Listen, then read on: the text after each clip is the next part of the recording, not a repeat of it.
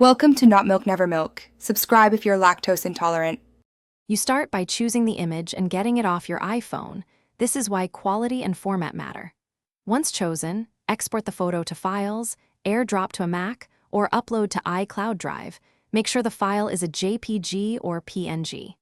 Next, copy that exported file to a FAT32 formatted USB stick. Name it clearly so you can find it. Connect the drive to the sync USB port. The system needs to read the file before you move to display settings. With the USB connected, allow sync to finish indexing. This can take a few seconds. Then open Settings, navigate to Display and choose Background or Wallpaper. Different sync versions label this slightly differently. Once you select external media or USB as the source, browse to the folder and pick your photo. Use the on-screen crop or scale controls to position the image. Make small adjustments until text and icons remain legible.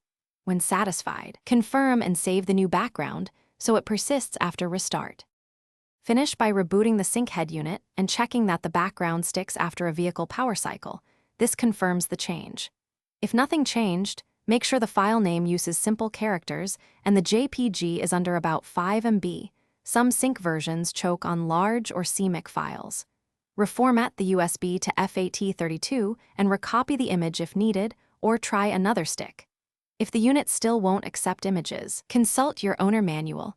Older sync firmware limits custom backgrounds. Thanks for watching. If this was helpful, leave a like and consider subscribing. See you next time.